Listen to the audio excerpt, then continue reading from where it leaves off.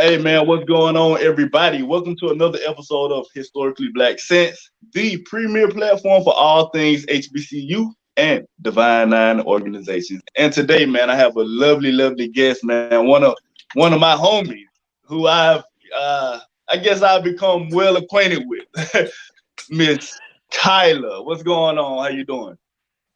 I'm amazing. How are you all? Hey, I'm good. I'm good. It's another day to make it happen. So hey man, let's Mhm. get to it. I introduced you as Miss Kyla, but like I tell a lot of people, I want you to introduce yourself, right? So the Yeah. audience would know Oh Lord. exactly how you want to be introduced to them. Yeah. I go by Kyla Chika. That's my stage name because I'm an artist. Sorry, my phone is about to die, so I'm like trying to make sure. There we go. um, so yeah, my name is Kyla Chika, or you can call me Kyla Ugu. Most of the stuff that you'll find about me under my real name is all of my science stuff. And then under my artist name, you'll find all my artist things. So that's who I am. That's my name. Hey. Oh, okay, cool. So this is historically black sense, all things HBCU. So Hmm. I want to start off with first things first, Spelman. Spelman is a very prestigious university. It's a very prestigious college. How did you end up at Spelman? Because we all know that it's really a heartbeat. It's a staple of Atlanta, right across from Morehouse. For people who don't know that, all women's school, for people who don't know that. So how did you end up at Hmm. Spelman? Whew. Wow, that's a very good. Okay, so basically, when I was in Miami, I'm from Miami actually. I was in this place 305. where I really wanted. Yeah, I was in this place where I really wanted to leave.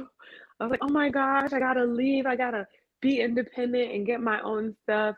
And then one of my Spelman sisters, she wasn't my Spelman sister at the time, but she was a Spelman alum. She was like, I was like, dang, I don't know what school to go to. My number one school was Stanford University. Um, and I didn't know what else. Everybody was like, "Yeah, you need to have other options." I was like, So my brother decided to go to Morehouse. I was like, "What's Morehouse?" He's like, "Oh, da da da. It's a really good school." So during his NSO, new student orientation, everybody had to go. Mm, My brother and my mom and I, we drove up to Atlanta, and when we got there, we experienced everything. And then my mom was like, "Hey, Kyla, why don't you check out Spelman? Lisa was telling you about Spelman. That's the lady at my church in Miami who told me about her alma mater." She was like, "You should totally check it out." I did. And I fell in love with Morehouse first. I always tell people this. I fell in love with Morehouse now, because I wait a love minute. Morehouse. Morehouse is dope. Wait a minute. Yep. Now, why did you Not fall in because of the love with guys, Morehouse first? but because of the values. I did because I love the brotherhood. Like they had a brotherhood. Yeah. We have little traditions. I saw that they did traditions because my brother went to college there, so we had to do stuff as a family. He took me around to different dorms. He took me in his dorm, and I met all his friends. We ate like lunch and dinner together. It was just such a family. Like it was so good. It was fun. Like I felt at home. And I said, "Oh my gosh, I want to come back here to be by myself without my mom." It's like, I don't want my mom to be here. I want to be here by myself and be free. And that's how I felt. And then I took this tour at Spelman, and I was like, "Oh my gosh, this is amazing. All these women." At first, I didn't want to go to all women's college because I was like, I don't have any women friends. Like, why would I want to go to a women's college? I mean, At you the were time, I didn't guaranteed have to any make women some friends. there. Right, guaranteed. So, all in all, I ended up going there, and it was the best decision of my entire life. Best Oh, decision of my whole life. okay. Yeah. Now I have to rewind just a little bit. The first thing is on a light note, I haven't met nobody who want to leave Miami. So who who wants to leave Miami? But maybe I just haven't met the right people or the right people who are from Miami or the wrong people. I don't know. They wanted to leave Miami. I love Miami, but maybe because I'm a visitor. I don't know. But anyway, Exactly. Miami is yeah, great for okay, yeah, visiting, I but get it. I it's get it. not great But to live. And in my nevertheless, opinion, I think that it's not a great place for Black women. In my opinion, if you're a Black woman, mm, it's not a good place for you. A lot of okay, Black men love Miami, and they like to live there too. That's my opinion. I've noticed that, and a lot of Black women move.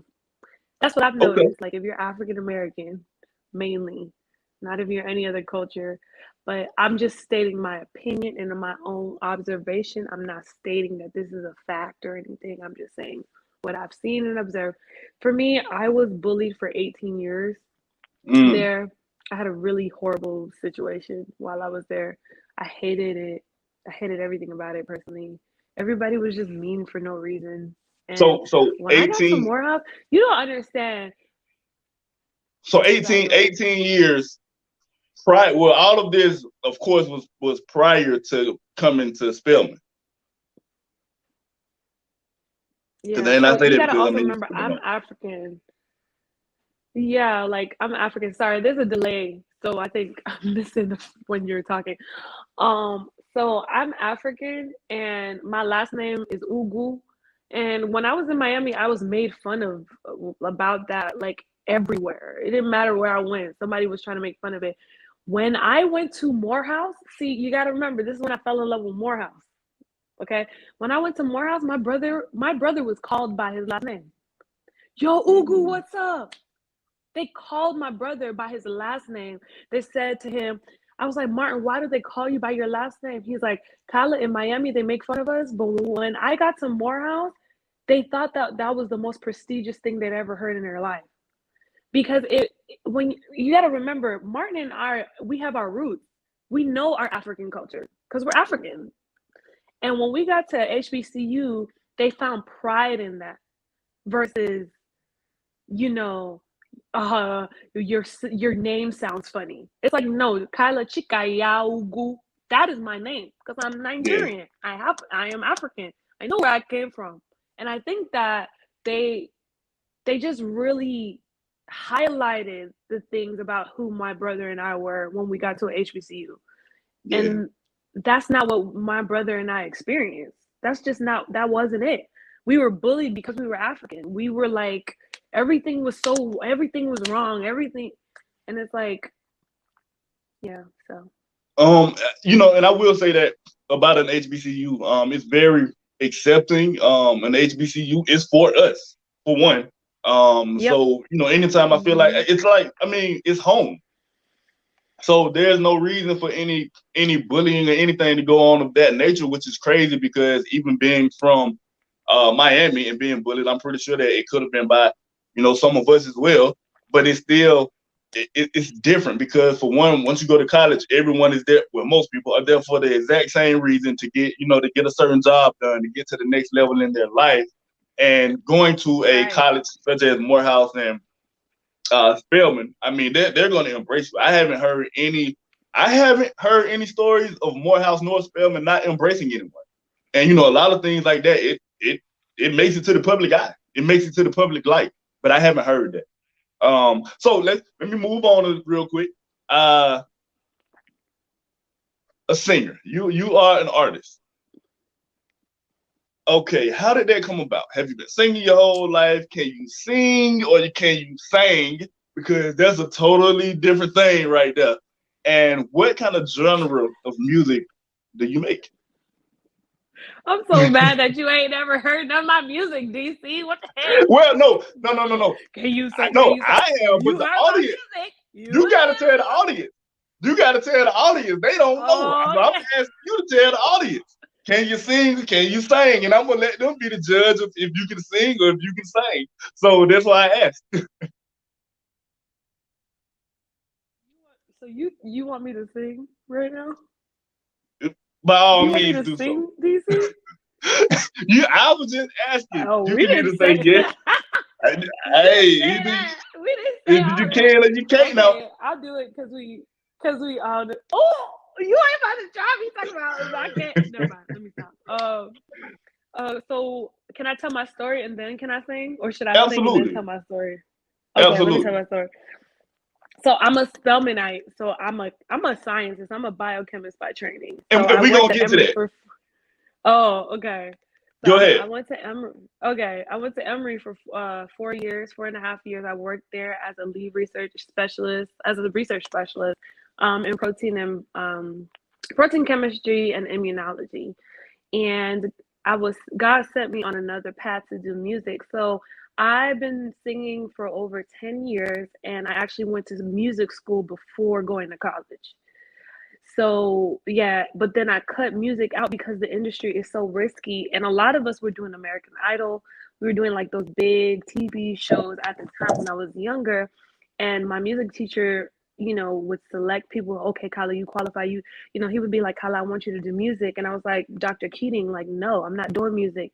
Music doesn't pay the bills. Like, I love science. Why can't I just be a scientist? Because being a scientist pays the bill. He's like, Kyla, no, music is your, like, he kept telling me that. And I'm like, Dr. Keating, leave me alone. Not doing music. And then God was like, you're doing music. So 8.5 years later, here we You're are. doing music. I'm doing music. um and I released my first music video last year. Shout out to Batty Visuals production company for doing my music video cuts. If you guys want to check that out, check it out. And if you're looking for any production work, definitely check out Batty Visuals. And I also had my first concert this year. It was amazing. And I released my first project called I'm Processing. Everybody's in love. Like, when they have the courage or the time to look at my music video or my work, they love it. And it's supposed to be uplifting. You know what I'm saying? So I'm about encouraging and elevating people, helping them become their best self, um, Mm. teaching them about just how strong they are, even reminding them how strong they are. And that's like who I am as an artist. So yeah, okay. So I guess, am I singing? Am I singing something? Yeah, go ahead and sing something. Go well, don't sing to me, sing it to the whole historically black sense audience out here. Oh, I'm ready to sing. Let me take this out of my ear. I gotta hear everything. Hold on. Well, you do that. Let me hear. Okay, okay. Let me get it ready. Come. You ready? Absolutely. I'm gonna sing the beginning of "Tired" by Kelly Price. Okay. Okay. All right. Hey, remember, this is the shade room for HBCUs. So if you don't do what you're supposed to do, the comments ain't gonna be too good. Oh, please. You Okay. I gotta love sing my at your own HBCUs. risk. I love my HBCUs. They'll love me. It don't matter. Okay, here we go. There's a hole in my heart. My soul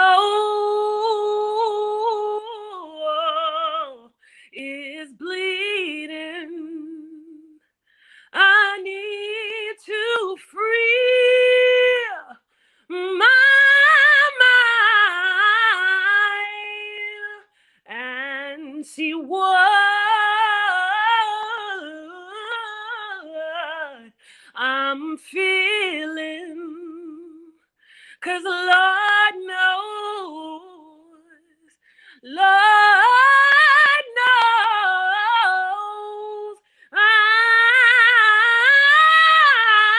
I'm tired. And I'm stopped right there.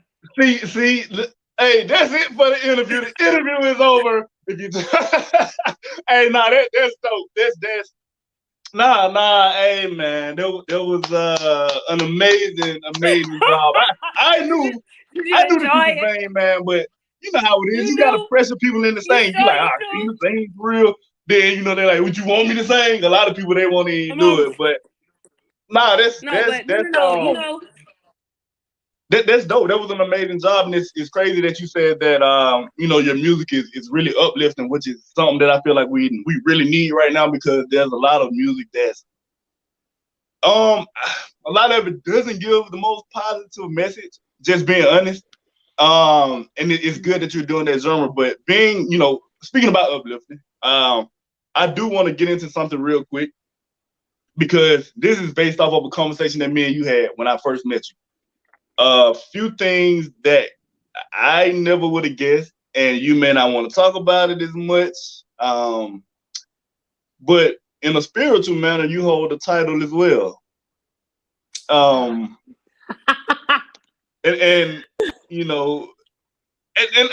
I get it if you don't want to talk about it, but I wanted to kind of we scratch can talk this. about the Lord.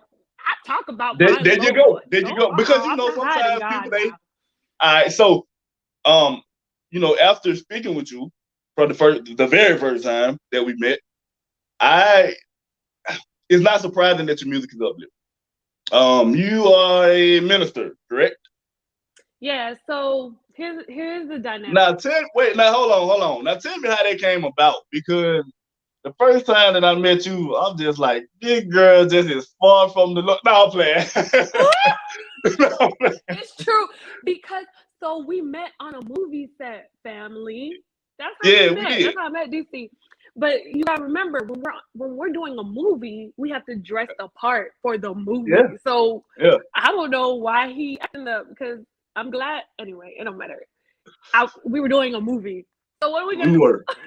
We gotta dress the part anyway. First of all, appearances are very deceiving. I just want everybody to know I was not provocatively dressed. I was dressed just I was just look real good, but you wouldn't know I'm a minister until you ask me, because even now, like, I don't know, what does a minister really look like? You feel me? Like, what do they really look like? I just know that God is the center of my life. No, I don't do gospel music necessarily. So I just want everybody to, that's why I was trying to explain the dynamic. I am a life music artist. Okay. I do R&B. I can do pop, hip hop. It doesn't really matter. And whatever the topic I'm writing about is based on what's going on in my life, right? It's War is a R&B gospel song, but it Invested Time is just a soul R&B song, right? And then you got Signature, that's an R&B pop song, and then Conception is also an R&B pop song. You see what I'm saying? Like Cuts has I think a gospel type energy, but it don't talk about God it doesn't talk about God at all, if that makes sense. It just talks about my life and like trauma, right? Gotcha. So it's just different topics, different subjects. I don't want, and you'll find even people like Jonathan McReynolds or, what's his name? Jeez. Move forward. The guy, Molly Music. Oh, okay. Yeah.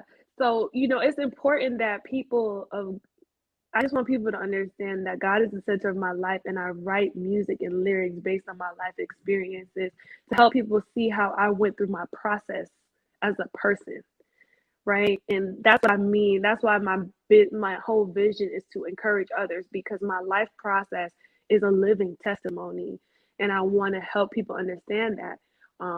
So when I have a regular conversation with somebody, and we talking about sex, why can't I do that in my song? You see what I'm saying? Like, that's what we're talking about. It doesn't make me less of a minister because I'm trying to share with you what I went through, what I did, or what I experienced, or what I've seen. No, I don't think so. But you won't find me talking about drugs, money, and pussy. I guess women. What is it? Women, or what do they talk about in rap stuff? Well, we all know what it's talked about. Yeah, so I'm not gonna talk about that. That's not my music. My music. That's dope. It's fun. No, and that's dope. That's why. Dope. That's why I really wanted to bring that up. I wanted to bring that up as well, because I know when we previously talked about, hopping on the interview, I never even said anything about that, but I kind of just had to say it, because I think it's very, you are a dope mixed up person. I will say that. First of all, Spelman, Great school. Um, a singer, an artist. Okay. I said, okay, cool. That's what's up. You start losing me at this biochemist. I said, wait, huh? You're a biochemist, and then you told me where you previously, huh? Spelmanite, like DC, like every person knows a Spelman woman has their fingers in multiple industries. Yeah, Every but person knows it's this. just the fact that I didn't expect you to say that. And then when you told me where you started at, I was really amazed. The job, what you were doing before you. I'm gonna say it in a minute. I'm gonna say it. Once again, you don't have to talk about it, but I feel like someone can get some good out of it. But anyway, I was lost when you said biochemist, and then when you said a minister, you just shut the lights off on me then. So I'm just like, who is this girl? What? She got to be a scam artist because she just got way too many titles. But so during the conversation that we had, you also stated that you started out with NASA, correct? Did you work with NASA, right? Yes, I worked And with now NASA. I will say that's something that caught my interest simply because to me, I like stuff dealing with NASA. I like things dealing with outer space and all of that. So I'm just like, oh, with NASA, no. And you kind of told me a few things about it. So now that you without going talk too deep. about my resume, I realize it is a bit interesting. I'm like, dang, I have so done all this stuff. You see, that's what got me. I'm like, okay, artist, you work for NASA. I'm like, wait a minute, you work for NASA? I don't know. It was just a whole mixture of things that just really had me all confused. But I felt like that was so dope. I'm like, oh man, she works for NASA. So of course, I had questions about that. So I guess overall, how was NASA? And if you don't want to say how it was, what did you learn? Okay, so I'm gonna talk about it a little bit. I guess we're doing a little bit more than 30 minutes, but I know that people will be a little bit intrigued as to my experience. So first of all, it was a big honor to do research at NASA while I was there. I think they were even looking at giving me, I was there while I was at Spelman. And I think they wanted to work with me after undergrad. So like moving to California and stuff. And it was crazy because it was different. Like, they want you to do impossible things. Like, they our project was to create a biodegradable unmanned aerial vehicle that had health cell properties and biosensing. Okay, sorry. I don't know if anybody understands what I'm saying.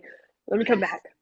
The point is, they wanted us to build something that was basically impossible. And I'll never forget my PI was like, that's why we're NASA. I was like, yeah. Is that all you have to tell me?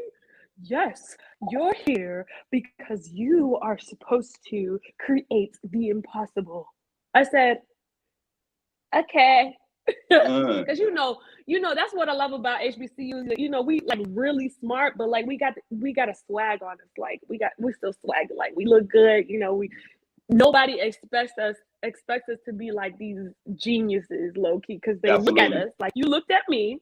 Most people, and they're like, oh, she got nails, she do her hair like this, so she can't be a biochemist. Like, there's no way. Oh, you telling me she created a simulation in high resolution coherent 2D spectroscopy that nobody's ever created before, and like she did that in a matter of 6 months? Like, oh my god, whatever you just said, whatever I just said. And it's like, and I'm like, that's the thing about being an HBCU person. It's like we produce so many geniuses that have swag.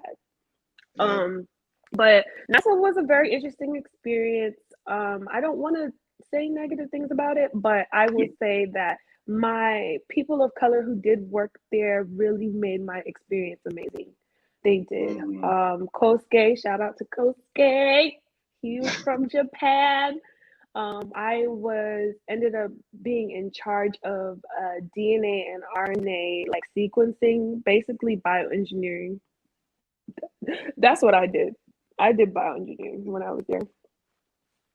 You are really the definition of the type of person who we need and who I like to interview, because you're really saying a lot, like, what can come from an HBCU, the product that can really come from an HBCU. Because a lot of people, they don't, I mean, they can see us working in the office, they can see us doing certain things, but when, you're talking about NASA, you're talking about being a biochemist, that's a totally different level that society really wouldn't expect you to be in. They don't expect us as an HBCU community to be in, but we are just as qualified and just as knowledgeable as everybody else.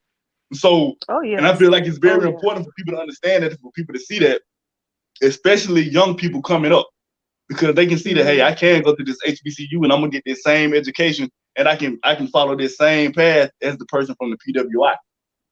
So, to me, I feel like that's a great thing, which is kind of why I wanted to hit the points of all of those, specific titles that you do hold. So I do have a few more questions for you. What do you think about the importance? Sorry. There we go. I love my HBCU. Like, absolutely, as you should. It was it. Okay, sorry. Keep going. As you should. What do you think about the importance of trying to learn properly how to, I guess, network with alums? Oh my goodness. Okay. Story time. It's not a long story. No, do you think? So I worked when I was working at Emory, I was able to build a relationship with my one of my really good friends today. When she graduated from Emory, she got a job like this, and literally got a job through her Emory network. You should have seen how those Emory alum helped her get a job. They basically got her a job. She worked, but not as hard. I mean, like, I don't want to say nepotism, but I want to say, like, because that's not the right word, that requires like a person to be like a family member, obviously. But, there was literally favoritism. This is Emory alum. I'm Emory alum. They're like, oh, I'm Emory alum. She Emory alum. She got the job. She Emory alum. That's how it was. And for us as HBCU people, a lot of times this is what I think. Okay, so other people might not share my opinion. I think that we be trying to have our alum, our fellow sisters and brothers prove themselves to us.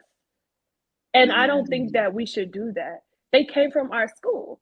Look at their resume, build a relationship with them, see who they are, see if you can depend on them. You know what I'm saying? Really try to build that relationship.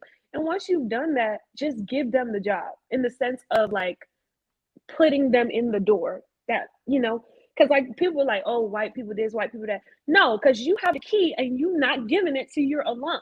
And that's not okay with me.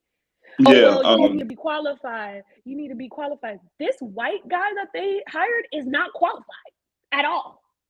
But he's in the position because his friend is the CFO, whatever. Does that make sense? He's not qualified. Yeah. There are people who are supervisors who are not qualified for their position, but they either become qualified or they stay unqualified in that position because they just got the plug. So it's like, at the end of the day, yes, we want to make sure that our name is not tarnished. That makes sense. You got to be intentional, use your discernment. But like a lot of people in other alum situations or even in other cultures, I be thinking like they're putting people on. I mean, they're putting people on. We need to put people on more. If I go to a Spelman alum and be like, hey, I want to get a job at your company, are they looking? You say, if you tell me they're looking, I should already have the job then. I'm an alum. I should have the job.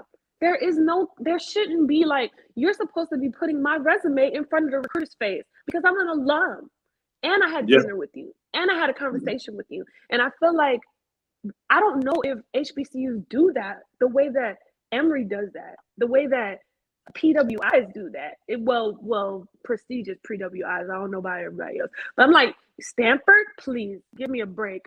When I went to Stanford, don't play with me. Stanford was not playing. They are for their alums. I mean it. Like, they help their alums. Because I think that to sum up kind of what you said with with that particular topic is it's not about your resume, it's about your relationship. It is though. It's about your relationship and not your resume. So we gotta help each other. Yeah, it's crazy that you said it. It's a meme that's going around. Yeah, exactly. It's a meme that's going around that I love. Maybe you know it.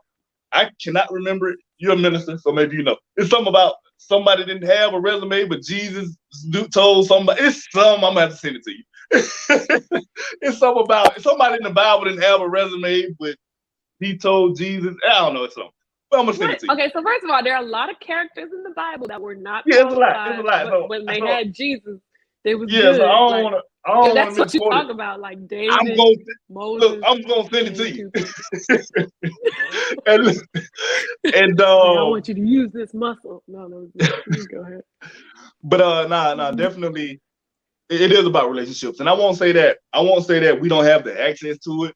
When it comes to HBCU alums, HBCU students, whatever the case may be. But I also think a lot goes back to pride and that old saying that a closed mouth don't get fed.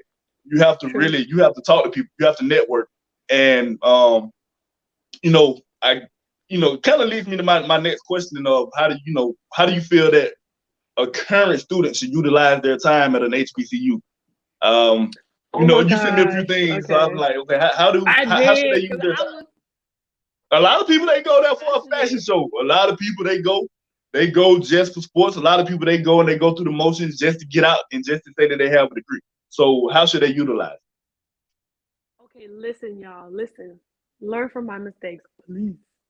Okay, so if you go to the AUC and you want to get into the entertainment industry, don't quit any school, but do a lot of stuff at Clark University's campus. Just saying. Everybody needs to know this. If you want to do anything, get plugged in with CASA. I'm talking about my AUC people. AUC people, try to get plugged in at Clark in some way, shape, or form. Go to whatever institution you go to, but get plugged in, because I'm telling you, that network at the AUC will get you in the industry in a lot of ways. I'm just letting you know. That's number one. Number two, if you are pre-med and you're like, or if you're not sure if you're gonna go to medical school, or if you're not sure if you're gonna go to professional school, get a degree or a minor in something that is very lucrative. So if you're a biochemistry major, get a minor in computer science, mathematics, economics, finance, or English, surprisingly, philosophy, surprisingly, right? These are good minors, because I'm telling you, just pretend you don't go to professional school, you can still get a really good job with those minors, because you have like some prerequisite information, like prerequisite knowledge for the position that you may apply for afterward. Also, you know what? They need to invite me to what do we call that? Convocation. I'll tear that up. They need to get you a convocation. Because I'm like, I need to get my sisters hip. I want them to be wealthy when they graduate, at all times, never ending. What else can I say?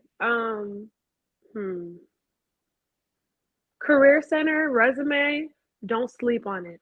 Do not sleep on that. Like, really use it. I think that's all I have right now. Oh, build relationships. Please don't sleep on that. Once you graduate, your alum from HBCUs, they become something big. I mean, big. Like, we be that's true. Things. You never know who you're sitting by. You never know who you're in class sitting by. You never, and you can't think just because you're in the same position in the same room as a person sitting right beside them, that y'all are going to be on the same level or in the same position 10 years from now, 5 years from now.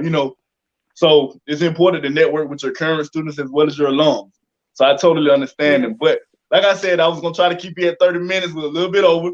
but I'm gonna go ahead and wrap it up. But I do want to ask you, what would you leave, I guess, to anyone who's watching this, who wants to, who's looking at an HBCU, who may want to go, who may be on the fence of going to an HBCU, versus a PWI.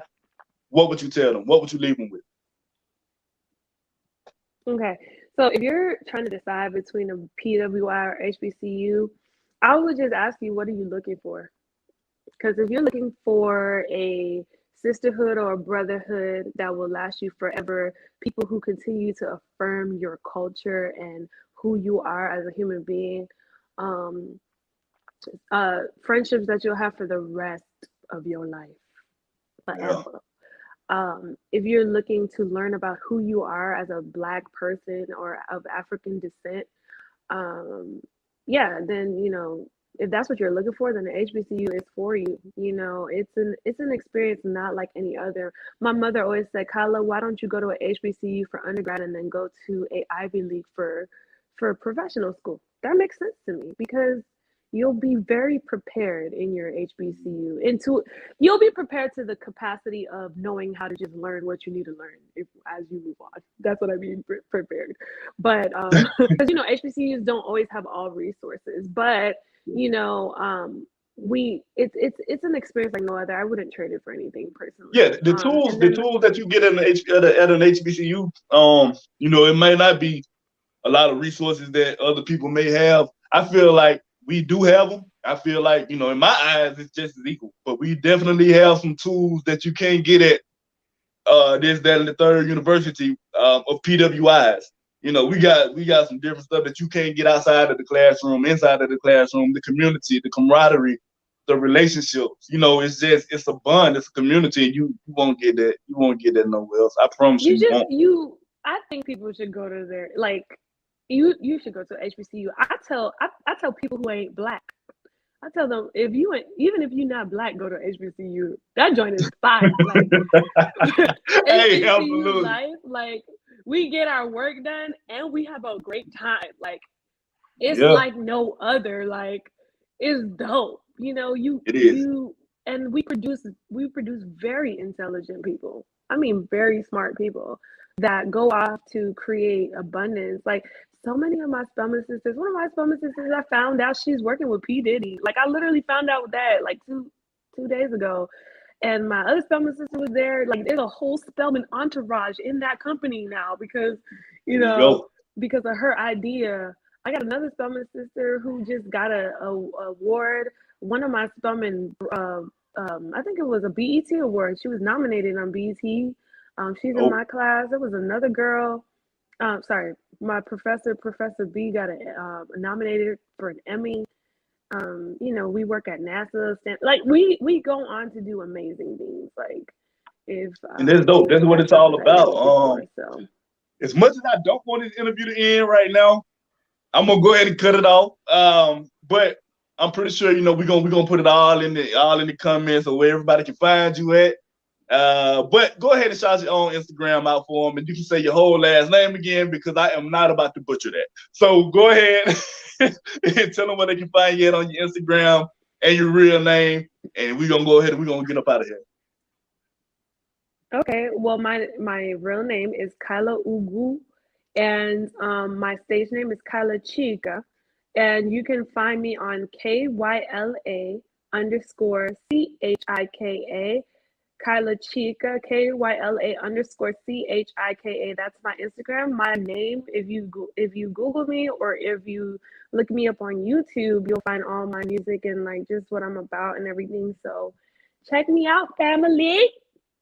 There you go. Hey, once again, thank you for taking the time out of your day to come through and kick it with us over here at Historically Black Sense. Come through anytime, all right?